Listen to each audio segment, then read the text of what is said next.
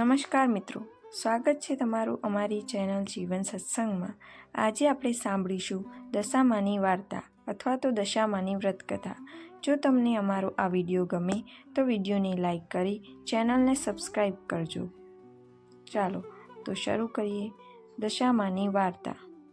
એક સુવર્ણ નગરીમાં રાણીએ તેના મહેલમાં ઝરૂખામાંથી જોયું તો શહેરની બહેનો કોઈ વ્રતની ઉજવણી કરતી હતી। રાણીને થયું કે આ વ્રત મારે પણ લેવું છે। રાણીએ રાજાને વાત કરી। રાજાએ અભિમાનથી કહ્યું, હે દેવી, આ બહેનો જે વ્રત કરે છે તે દશામાનું છે। આપણી પાસે તો બધું જ છે। આ વ્રત અને દશામાં આપણું શું ભલું કરવાના છે? તમારે એ દશામાનું વ્રત લેવાની જરૂર નથી। રાજા દશામાનું અપમાન કરે છે। રાણી રાજાથી રિસાઈ જાય છે। આ દશામાનું અપમાન તેનાથી સહન થતું નથી। તે મહેલમાંથી નીકળી નદી કિનારે જતી સ્ત્રીઓ પાસેથી આ વ્રત વિશે વિગતવાર જાણે છે। વ્રતી બહેનોએ કહ્યું, અમે દશામાનું વ્રત કરીએ છીએ।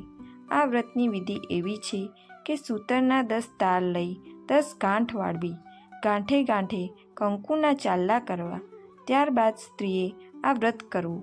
દાસી જોડે રાણીએ રાજાને સંદેશ મોકલાવ્યો કે મારે આ વ્રત કરવું છે, પણ રાજા અભિમાનમાં ચકનાચૂર હતા। તેમણે આ વ્રતની ના પાડી, પુનઃ દશામાનું અપમાન કર્યું। તેથી દશામાના ક્રોધનો પાર ન રહ્યો। એક દિવસે દશામાએ રાજાને સપનામાં આવીને એક જ શબ્દ કહ્યો, પડું છું। બીજા દિવસે પડોશી રાજા લશ્કર લઈને ચડી આવ્યો। જીવ બચાવવા રાજા તેની રાણી તથા 2 કુંવરોને લઈ જંગલમાં ભાગ્યો। ઘોર જંગલમાં રાજા રાણી પરિવાર સાથે દુઃખી થયા। રસ્તામાં એક વાવ આવી, ત્યાં રાજા પાણી લેવા ઉતર્યા। પાછળ 2 કુંવરો પણ ગયા। દશામાએ અદૃશ્ય થઈને 2 કુંવરોને વાવમાં ખેંચી લીધા। રાજા સમજી ગયા કે ચોક્કસ દશામાનો આ કોપ છે। એ રાણીને આશ્વાસન આપતા સમજાવે છે કે જેણે આપ્યા તેણે જ લઈ લીધા, હવે એ જ આપશે। આગળ જતાં રાજા રાણી અનેક દુઃખો સહન કરવા પડ્યા।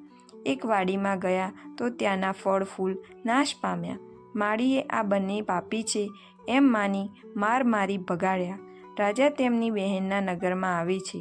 બહેન સોનાની ગાગરમાં ભાઈ માટે સુખડી તથા સોનાની સાંકળ મોકલે છે, પણ દશામાના કોપથી સુખડી ઈંટના કટકા બની ગઈ અને સોનાની સાંકળ કાળો નાગ બની ગયો।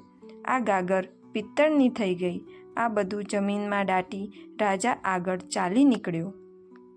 આગળ જતાં એક વાડીમાંથી તેમણે વાડીના માલિક પાસે ખાવા માટે ચીબડું માગ્યું। ખેડૂતને દયા કરીને એક ચીબડું આપ્યું। રાજાએ નક્કી કર્યું કે આગળ જઈને થોડો વિશ્રામ કર્યા પછી ચીબડું ખાવું અને ભૂખ સમાવવી। એ ગામમાં રાજાનો કુંવર 2 દિવસ પહેલાં રિસાઈને ભાગી ગયો હતો। સિપાઈઓ કુંવરની શોધમાં નીકળ્યા હતા।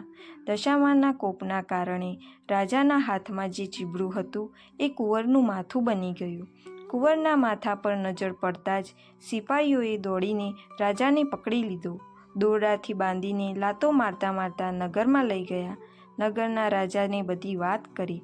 રાજાએ પોતાના કુંવરની હત્યા કરવા બદલ અભયસેનને કાળા કોટડીનો હુકમ આપી બંદીખાનામાં નાખી દીધો। દશામાએ અસલ સ્વરૂપમાં આવી દર્શન આપતા કહ્યું, હે રાજા, હવે તારું અભિમાન ઓગળી ગયું છે।